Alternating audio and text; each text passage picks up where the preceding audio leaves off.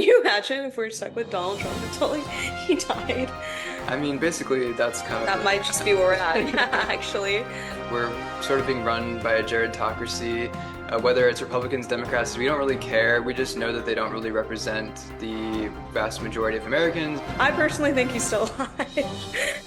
The fact that we have to ask is kind of the problem, though. Right. Thanks to the First Amendment and our freedom of press that we're able to do that because that's part of what also is keeping our politicians in check. Sometimes the press is called the The fourth. fourth estate. Mhm. Hello, everyone. Welcome back to Washed Up. Today is July 11th.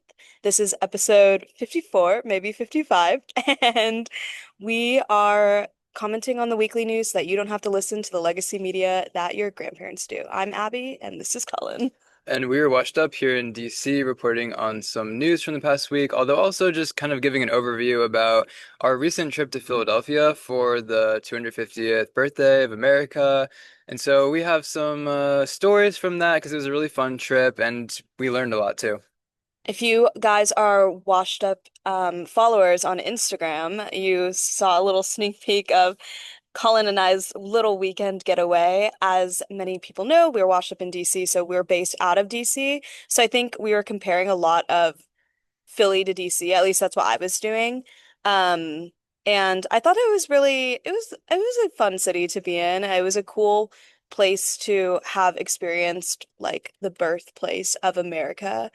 I think the highlight of the trip was definitely when we went to Independence Hall, which was super educational and fun for what we were doing on the 4th too, 250th. Yeah, probably my top of show comment about Philadelphia is it's a really great city, kind of lives in the shadow of New York and DC in a lot of ways. But I would say that Philadelphia underpromised and overdelivered as opposed to New York, which overpromises and overdelivers, and DC, which overpromises and underdelivers in a lot of ways. So That's a good that's just one. kind of my top line analysis there.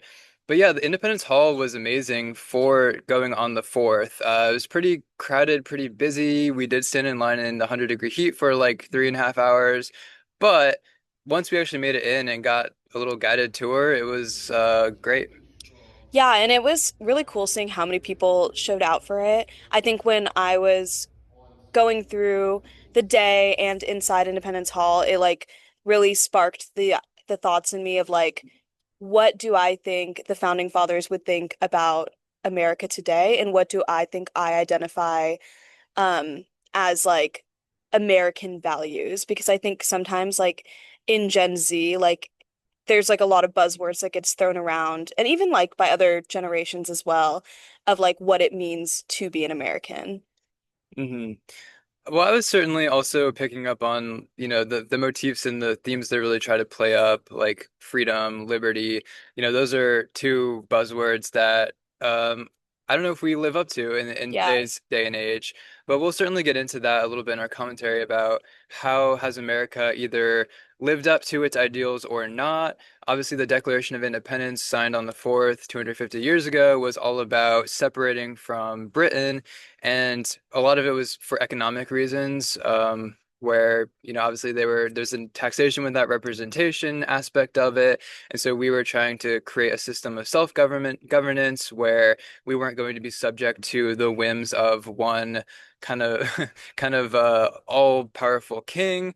And so you see a lot of There's some irony there. picking up on the Maybe parallels there. some reflection, some muggy reflection there. Yeah. So like obviously you could say that a lot of that is going on with now the tariffs where yes, Donald Trump is our duly elected president, but the way that he throws around the tariffs willy-nilly as a way of kind of rewarding the leaders that he is friendly toward in other countries and punishing those that he's not, or just picking and choosing industries in the US which he wants to, I don't know, have some stake in or play favorites with.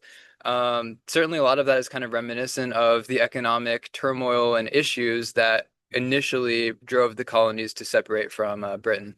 Yeah, and like people have definitely been like on social media like talking about compare I think I saw like a lot of like fourth posts about that too, like people reposting things being like this is so ironic, like we're celebrating this and this is what's going on right now.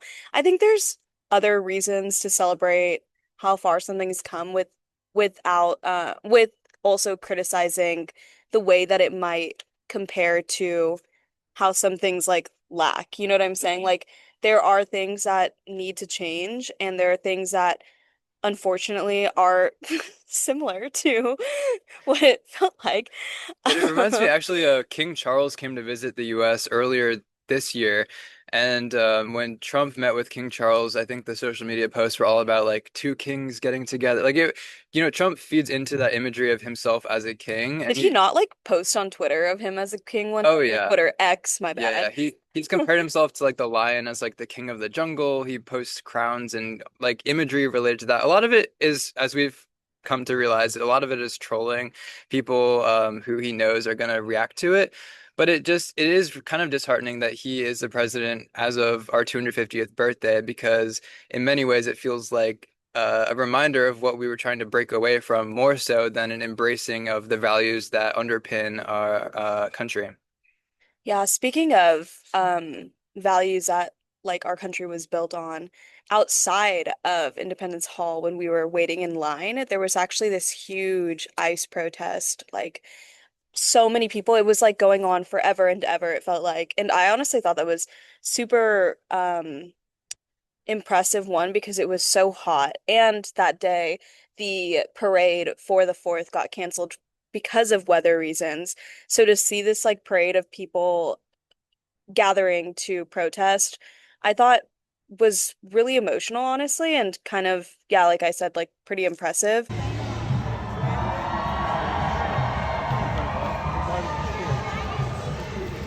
And it was like right outside Independence Hall. There was just like a dichotomy of like stuff going on there that I was like, wow, I think it was super representative of what like America is like allowed to be. Yeah, it was very like quintessential America there, with obviously the right to protest being something in the First Amendment that is kind of unique. The First Amendment is extremely important to all of that we've been able to achieve and accomplish as a nation, and our ability to still maintain our freedoms and do things like talk on this show very openly about all kinds of political issues. We don't hold back. We've come after politicians on all sides, and that's thanks to the First Amendment, which acknowledges our inherent rights, our natural rights for free speech and protest. And so it was really cool to see that on display, people exercising that right, because I also think we've come to realize that your rights are kind of use it or lose it. They are natural and inherent to you, as John Locke and other founding fathers who were inspired by Locke wrote a lot about. But if you don't exercise it, then a lot of times power becomes emboldened to assert itself in opposition to your natural rights. So you have to routinely make that known. And to your point about the dichotomy of the people protesting versus the people standing in line to get into Independence Hall, I think that both of those are a form of appreciating what America was founded on. We were in line to go to this building, and in some ways, maybe that's not as dynamic or interesting as being a part of a protest, but it's still a form of appreciating and acknowledging those founding values, which the protesters are also representing. I like what you said about using your rights. I think that there's sometimes a thought where if you don't see progress right away, you feel like nothing's progressing at all. Had to do a slight location change. Speaking of the heat, as we were saying, I was talking about how Gen Z sometimes and young people expect change and progression to happen right away. It's important to have the foresight to know that change happens in increments sometimes and that working together and actually like building that habit of, you know, whether it's like protesting or speaking out on things like this podcast, like something small can grow into something really big and impactful.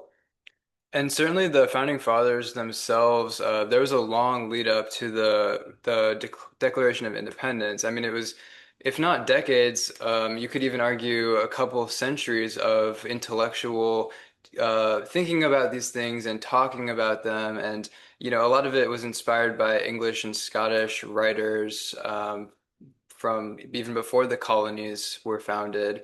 And just having the open discourse, though, allows for things to kind of take hold and spread throughout the population. And I think I'm coming to realize how much the colonies were just very open to that sort of thing at that moment in time. And it was sort of the political and the cultural coincided in such a way that allowed for this like literal birth of a country to happen. And it wasn't a smooth instant process either. There was many iterations, even of the Declaration of Independence itself, to the point where apparently Jefferson was really fed up and frustrated with having drafted it 100 different times. And it wasn't a smooth process. There was the whole Revolutionary War, of course, and even after that, the Articles of Confederation, which didn't work out. And then they had to sit down and draft an actual constitution that all the states could agree to. So yeah, it's certainly these moments of political change and cultural revolution in some ways take a lot of time. Arguably, I see a lot of parallels with what's happening right now, where there is just this pent-up frustration of people wanting something different, but not everyone can really agree or put a name to it yet at this point. Um, but I do see hope that maybe if we can have that similar everyone coming together, as was demonstrated in the protest outside of Independence Hall, maybe we can agree to some terms and come up with something new. I think something that a lot of people do agree on is that we need more young people in office, for example, or at least younger. Um, yeah, like I think tackling these like more, I guess, agreeable topics are something that could bring people more together in like a unite against a common cause type thing. Like for example, young people right now in office. If you guys have been keeping up with the news, Mitch McConnell, is he dead or alive? I personally think he's still alive. The Um, fact that we have to ask is kind of the problem, though. right. Like, why am I asking this question right now? Why is there somebody 84 years old who is still in power? 84 when our country is only 250 years old. And adding some detail to that, apparently McConnell was hospitalized in around mid-June, and his team has been very reluctant to release updates about his health condition, and so it's sort of just trickled out in various different like outlets in the press and whatnot that he had been hospitalized. Maybe he had a heart attack. His current condition is not very well known, but it's very serious, and I believe he's still in the hospital. And so clearly he's going through something serious, and he is not running for re-election. He's a senator from Kentucky, obviously, but he's not running to have another term. However, this does throw a wrench into if, for instance, he passed away, then who would be the person to take his now open Senate seat? Apparently, the governor would have to start a special election. How does that coincide or run into the general election that the state is already having to replace their senator. So it's all very messy and complicated, but I have heard some people proposing Thomas Massie could maybe announce he's running for McConnell's open seat if, in fact, that seat opens up. I've been seeing a lot of people speaking of like uniting against a common cause. People are bringing up like this Transparency Act that needs to happen and like how public officials need to be more transparent about their health issues and stuff that's going on if anything is happening mind-wise. I mean, like the Republicans were doing the same thing when Biden was in office too. And I think that's something that everyone agrees on. I I don't think it's like an ideological thing that like people older than my grandparents are like still in charge. This has definitely become a pretty common refrain here on this show Yeah. of we're sort of being run by a gerontocracy, whether it's Republicans, Democrats, we don't really care. We just know that they don't really represent the vast majority of Americans, and certainly not the interest of Gen Z, who have a lot of different life experiences from those 80-plus-year-old people, including obviously our president, Donald Trump, Nancy Pelosi, Biden, McConnell, Dianne Feinstein It's before she so passed. crazy how this list can keep on going. Like you're just like naming them over and over again. Like there's so many to be named. There's some young blood in there as well who are sort of emerging and have been emerging for several years at this point. But interestingly, in Maine, there was an election where Graham Plattner was the Democrat nominee to replace or to run against Susan Collins, who's also up there in age and is the incumbent Republican. But Plattner just had to drop out because of allegations of rape against him. So now the Democrats are trying to scramble to come up with who are they going to replace Plattner with as their candidate. And because of all of this poorly handled political maneuvering on the part of the Democrats, I would argue, now it Mhm. looks like Susan Collins has a pretty good shot of keeping that seat, regardless of whether or not she's really representing the best interests of most people in Maine, who were, I think, looking for having something different, and they just chose the wrong guy with Graham Plattner. Yeah, I feel like a lot of people, I think that that's a really common theme in people running people off and like choosing the wrong person because they just like need to choose someone. It's almost like this built up pre I almost feel like that's what happened with Kamala, and like a lot of the reason why her campaign didn't work out is because it felt so thrown together, and it was like we're supporting her because we don't want to support the other guy, which I don't think should be the ideal way of finding the best representation in our country. I think it exposes another issue with our country that we're grappling with right now, which is the rise of career politicians. And that I Hmm. don't think with that, when the nation was founded, I don't think the founding fathers envisioned that we would have this kind of political class who would just maintain and hold on to power for decades and decades Yeah, at you're their telling me own they couldn't predict the Kennedys? at their own like enrichment, and that's certainly become an issue nowadays with most of the incumbents who have been in Congress having been there for multiple decades, again, well into their late 80s. And so that's a serious issue that we need to figure out some solution for. And I think our country is still kind of grappling with and trying to come up with a solution. Like term limits would be one I would put forward. Making it so that Congress people can't trade stocks would be another, because that would sort of Yeah. disincentivize like the people who are looking to enrich themselves from seeking office. I don't know. What else do you think? Yeah, term limits for sure, I think is one that I would definitely support. I We think we need floated to be age thinking limit. about, yeah, age limits. I think there's, if there's, yeah, if there's an age minimum, I feel like there should also be allowed to be an age maximum.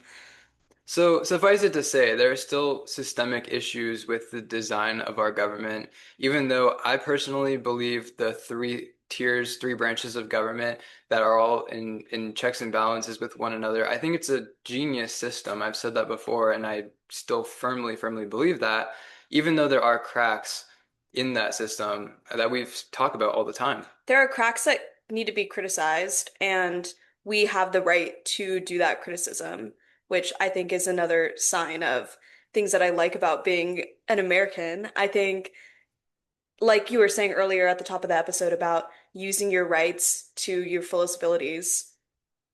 I think what's so genius about our system too is it is designed to allow for that kind of change if the people can all unite behind a specific goal that or a change that they want to see. And um, it was really interesting going to the Museum of the Constitution also right around the 4th of July, because it showed some of the debates early on in the country that they had to have in order to come up with the system that we currently have, such as the three branches of government.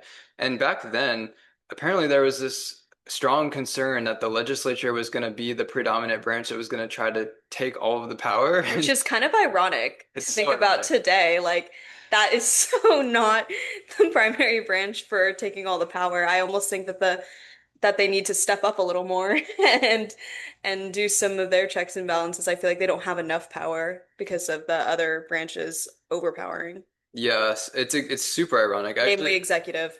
yeah, that goes without saying. I have a quote from Thomas Jefferson where he wrote to James Madison that the tyranny of the legislature is the most formidable dread at present and will be for many years.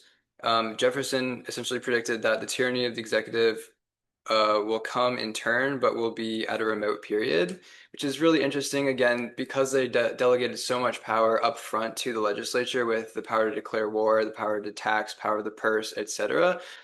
Yeah, a lot of the signers of the Constitution, the framers, were concerned about that legislature being too powerful. And then we've seen, maybe we've arrived at that remote period that Jefferson was referring to, where the executive would sort of predominate and take on a more kingly role, if you will.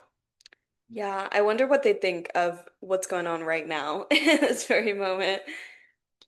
But another thing, there was an interesting debate in our early years as a country about should the executive be one person? Should we have three executives, sort of all checking themselves within that one branch?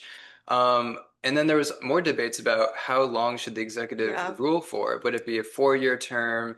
Would there be a limit to it? How many terms? Could it be some people put forward a 7-year term, but only limited to one? Hamilton apparently had proposed that the executive would rule for life once they're elected, which I think is a terrible idea. Horrible idea. Sounds too kingly. Can you imagine if we're stuck with Donald Trump until like he died? I mean, basically, that's kind of That where might we're just be at. where we're at. Yeah, actually. But yeah, so it was really interesting to hear sort of these early debates that were happening as they're trying to set up a robust system of government. And even though arguably they succeeded in not only getting our independence as a country and setting up a fairly robust system with the Constitution, that there's a lot of process to arrive at that point. It didn't address all the cracks. We still see them today. And also, the early setup of the Constitution kind of in many ways set us up for the Civil War with the ways that people were not extending rights to include all people, but were trying to make little carve-outs and laws and have different rights offered to different people. And I think the Civil War was a way of pushing back and addressing that. And now we have amendments that give all people equal rights. What would you say was the highlight of our Philly trip? Um, Which one? Because I only went to Independence Hall out of the two places that we're talking to right now, because well, sticking with those historical sites, we got to see not only the spot where they signed the Declaration on the 4th, we saw the Liberty Bell too from a from a distance. We didn't wait in line for that one. but then there's also the room where they held the early Congress. So after the country had been founded, they all would meet the House and the Senate. And so we got to kind of walk around there. There was the spot where George Washington had his second inauguration was upstairs in that building. Yeah. Really interesting.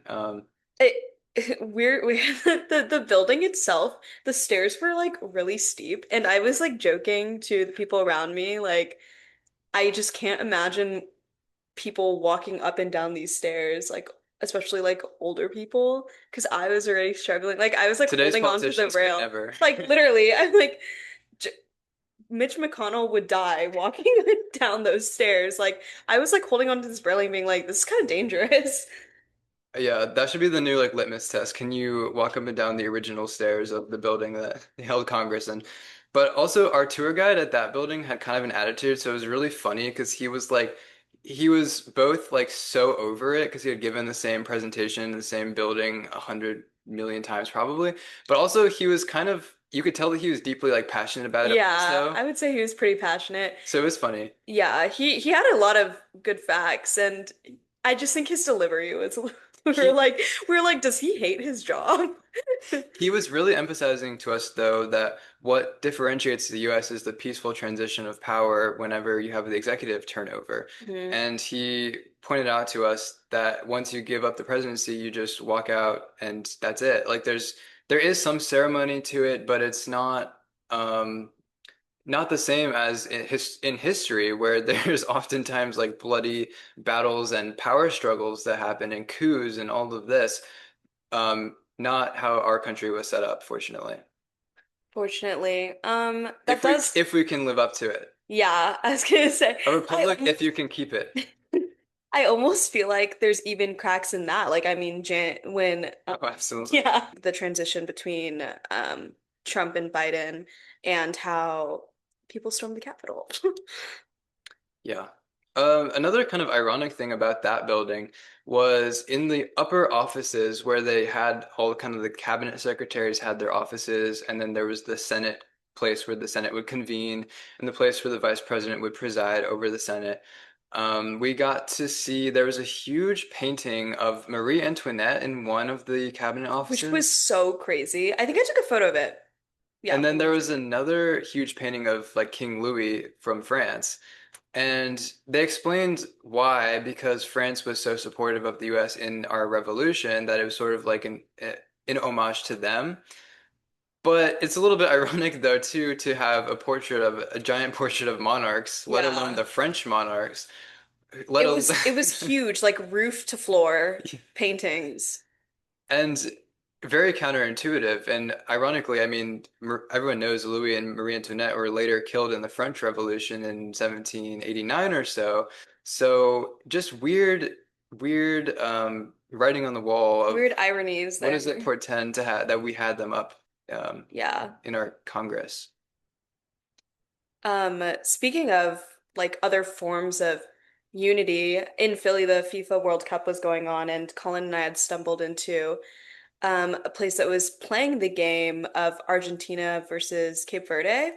And that game was an example, I think, of seeing how far our country's gone in a patriotic sense to me. Like it makes me really emotional when I look about how many different cultures are able to come together and like celebrate something as a community and how like accepting places are of that here. Like I really actually like that America has been hosting the World Cup. It's been so much fun just like seeing so many people from all over the world come here and engage with one another. And I'm sure that happens with like other places when they host the World Cup, but it seems like the perfect timing at America's 250th to be showing this type of camaraderie, especially how in recent times I feel like maybe the Trump administration has not presented themselves as the best team players.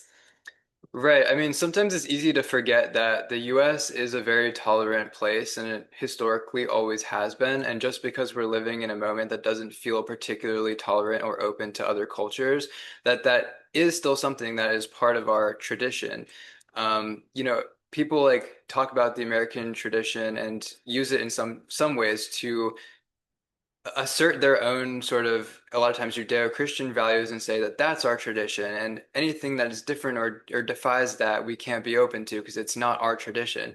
But I would say, in fact, Philadelphia was named the city of brotherly love, and it's partly because they wanted it to be founded on this sense of openness of anyone can come here. We're all just kind of like in it together in this new experimental place and land far away from Europe, but we're all just kind of um, existing in this shared toleration of one another for the future that we could visualize and see that could come out of mutual collaboration.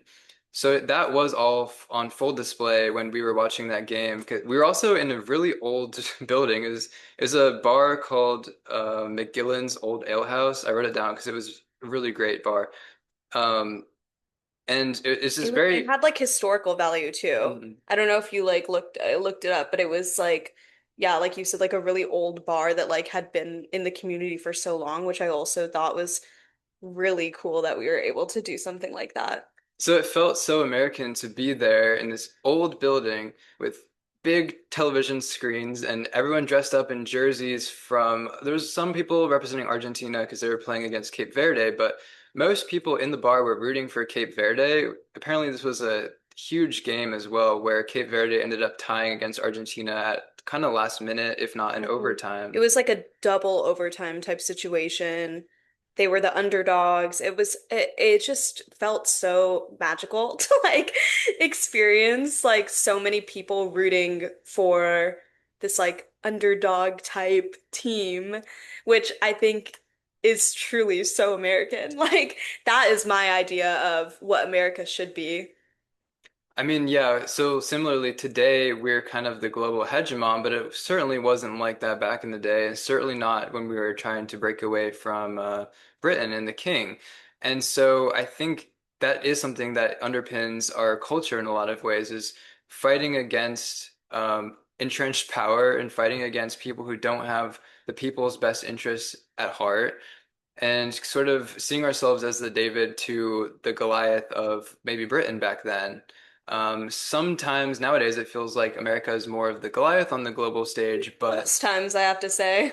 But if we're being honest and true to our roots, I think leaning in a little bit to rooting for the underdog, rooting for David would be great. Accepting more people, cultures, not like you had said, like there's no, oh, we are built on Christian values type thing. Like it's your freedom to practice any religion, assemble, talk. Like I think these foundations are what makes me proud to be an American, and it sucks that when you see these disrespected or like put down by people in power or by people who think that it's not your right to practice these things, that makes me feel um like it's like the antithesis of what it should be to be an American, because people are putting this idea onto you, which I think is why there's like this negative connotation right now with the word patriotism or patriotic. Yeah, and just because we're going through this kind of strange transition moment in our country's history doesn't mean that we can't still embody and value what we were founded on.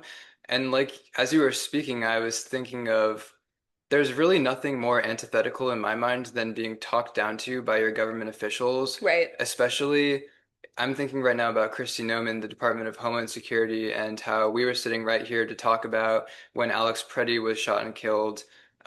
Similarly, there was just another shooting and killing in Houston of a Mexican man by DHS. And it wasn't clear exactly that the man wasn't the target of maybe like their immigration enforcement, but he was killed nonetheless. And similarly, with when this happened to Alex Preddy, we were sitting here in horror, honestly, And that in anger. I remember that episode being very emotional for both of us to have to talk about. our government had not only killed a citizen who was not violating the law in the sense of he had a gun on him and they were trying to paint it as he was coming after They're also lying. Like yeah. there's blatant lying too. And I think that just like fuels this extra layer of like this admin, sometimes people in power think that you're stupid. Like, I don't like when government officials are talking down on you, telling like actual lies and thinking that Americans will believe it. Like, I think that people are a lot smarter than they know, and like you can see with your own eyes like what happened, and to think that they think that people will just fall as dominoes and like listen to what they're saying is actually insane and very disrespectful, I think. And I think another American value, similar to the David Goliath thing, is that we also th believe that people get their comeuppance. And so people who deserve it, who lie, who talk down to the American people who they should be representing and serving, they're going to get theirs. And so in the intervening months, Kristi Noem certainly got hers. She's not only out from DHS, but then all the stuff that broke about her husband and his scandal and his online activity and all the stuff that he was up to. And her complete fall from grace. Honestly, that's very representative of America too, where you can game the system for so long, but if you lie to the American people and you think you're going to pull one over on us, good luck. Good luck, babe. And thanks to the First Amendment and our freedom of press that we're able to do that because that's part of what also is keeping our politicians in check. Sometimes the press is called the The fourth. fourth estate. Mhm. Our advisor would be so proud. So yeah, I think all that is definitely relevant and top of mind right now after having just been to Philadelphia for the fourth. Is there anything else about that trip that sticks out to you? I know we said the FIFA thing. Another interesting little cultural moment. Abby and I went to there's a Panda Express a couple of blocks away couple of blocks away from Independence Hall, and as we were sitting there eating Panda Express, I was like, wow, our founding fathers never could have envisioned the culinary experience that we're having right now. Thanks to our openness to cultural exchange, maybe Panda Express wasn't founded by immigrants necessarily, maybe it's not really true to the origins of like Chinese food, We but know those founding fathers were not eating orange chicken, that's for sure. like the exchange of ideas is what allowed something like that to happen. And our honestly, also our openness to capitalism too allows for us to have cheaper goods that are pretty high quality, I would say. Yeah. It was certainly much needed for me at that point in time. because it was very, very hot in Philadelphia. So hot, and I think we were starving at that point. And we are balling on a budget. So what else did you do for the 4th? I stayed in Philadelphia a little bit longer than you. I tried to go see some fireworks, but they pushed it back to like 2 a.m. So by It was pushed back to 2 a.m. in Philly. yeah, Ours in DC. So I got back to DC on the 4th, like at like 6 p.m., I want to say. My train got like delayed a bunch, which kind of sucked. Maybe it was 7 p.m. Anyways, ours got delayed till like midnight or like 11:30 or something like that. And I was really trying hard to stay awake, and I didn't. But I did wake up the next morning and see like videos of the fireworks, and it was very underwhelming, it looked like. right. So the Great American State Fair has been going on the National Mall for about 2 weeks at this point. And Donald Trump was kind of leading that, the Freedom 250 organization, which how that was funded is a whole rigmarole. But basically Trump spoke to open the fair and then he spoke again on the night of the 4th from the mall, but there was a huge storm that blew in, so it Yeah. threw a big wrench into everything. They pushed they had to like evacuate the mall, but then they said the show was back on. The fireworks was like the biggest fireworks show that they've ever put on, Yeah. but not everyone was there to see it since they had to have evacuate for the And weather. it was so late. I was gonna try to stay awake and watch it from my roof, but I failed. I was just so exhausted from my day in Philly. So I didn't see the DC fireworks nor the Philadelphia fireworks because as I said, they were delayed so late. But when I got to DC again in the morning, there was still like, like the like burned paper from the fireworks exploding. Hmm. It was littering the ground like from my walk from the metro all the way home. There was like scraps of firework on the sidewalk. It was crazy. I was Was like, it this giving? feels like a historical moment in a way too. Even though I Yeah, didn't get to see the actual show, it was still must have been a hell of a show. must have been. I only saw videos of it. Yeah, And I then think. interestingly too, the place we were staying in Philadelphia caught on fire that night. Oh my I was God. not Yeah, there. you were still in Philly though when that happened. Colin like texted me and he was like, "Oh my God, our place caught on fire," which also was what, from a stray firework, you said? Supposedly, yeah, it must have happened like 9 or 10 p.m. But like I said, it wasn't there. But then someone who was there sent us a picture where like the entire roof had caught on fire and slash like caved in. It was wild to think like I'm glad we didn't stay there an extra night. Speaking of our hostel, just like one little tidbit mention, in terms of like people coming from all around. In my room, I heard so many different languages, and I thought it was really cool that a lot of people wanted to come to Philly from like all over, and it speaks to what I think America is, again, as like another example, similar to what we were talking about with like the FIFA Cup and with Panda Express being a block away from the Liberty Bell and Independence Hall. Another interesting person we talked to in line at the Independence Hall was someone who I guess had been like assistant counsel for Mario Cuomo. Mhm. It was pretty interesting. He was a nice guy to He talk was to. super talkative too. I remember, I think we were talking about something and it sounded like we worked. I don't know. I don't know. He thought we worked in government or something like that because he turned around and he was like, "Oh, what do you guys do?" And I was like, "Do I say washed up? Do I say my real job?" But it was fun to be among people and everyone there had their own kind of reasons for wanting to be there on that particular day. To commemorate or just, yeah, celebrate America, but to do so in a way that was most representative to them of what our country stands for. And I feel very grateful that we're still able to do stuff like that. And no matter how much of a slide our country sometimes feels like it's on, touching base with your roots and I think looking to history, looking to these great people who were genius in so many ways, who designed such a robust system, flaws though it may have, that's something that I'm more than happy to spend my weekend doing. And I'm glad that Colin let me crash it. Okay, just a final little thing here. I did not realize until going to Philadelphia how incredible Ben Franklin is. Like, he had his hand in pretty much every single thing going on in that city. Yeah, I feel like everything we did, he was mentioned.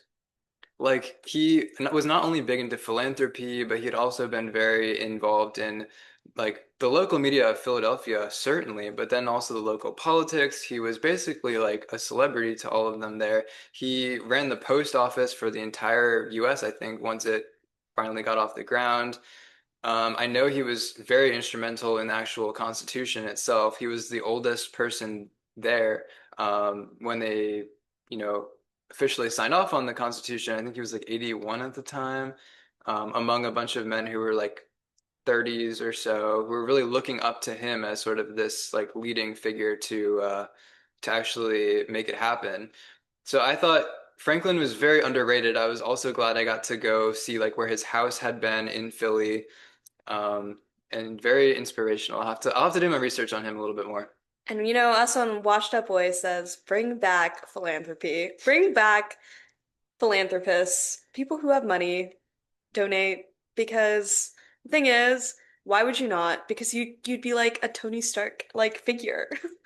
Like people would love you. So I anyway. also like to think that Ben Franklin would be proud of what we're doing here, having open discourse, trying to connect with audiences out there in the broader US about things that are happening in our capital right now that maybe some people would want to keep secret or not play up, but we're here to talk about it, to in some cases expose people and to make sure that those conversations happen, that we're exercising our rights in such a way that we're not losing them because it's use it or lose it.